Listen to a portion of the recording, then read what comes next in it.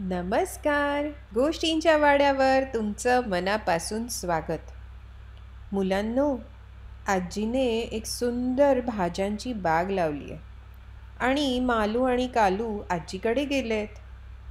चला बघूया काय काय होतंय तिथे. एके दिवशी मालूला बागेतून बटाटे आणायचे होते. त्याला कोणी मदत केली? अर्थातच कालूने. ऐकूया पुढची गोष्ट. मालू आणि कालू ही गोष्ट लिहिली आहे विनीता कृष्णा यांनी. चित्र काढली आहे सुविधा मिस्त्री यांनी. मराठी अनुवाद केला आहे उत्कर्षा मनीष यांनी. गोष्ट प्रकाशित केली आहे प्रथम बुक्स आणि स्टोरी विवर कम्युनिटी यांनी. Release under CC BY 4.0 licence. आजची गोष्ट वाचायची सुद्धा आहे छोट्या श्रोत्यांनो, कारण पुस्तकाचं वाचन पातळी 1 आहे. मालू आज प्रथमच भाजी काढायला बागेत गेला. मालूने लाल टमाटे, लांब वांगी आणि हिरवीगार भेंडी तोडली.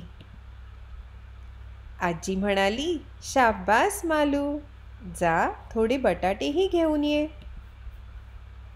मालूने सर्व झाडं, वेली आणि झुडपे पाहिली, पण बटाटे दिसले का? कुठे असतील बटाटे? तुम्हाला ठाऊक आहे का त्याला का नाही दिसत आहेत बटाटे? बघूया. आजी, अजून बटाटे आले नाहीत. मालूने रिकामी टोपली ठेवली आणि आजीला सांगितलं, नाही मालू, खूप बटाटे आहेत, नीट बघ.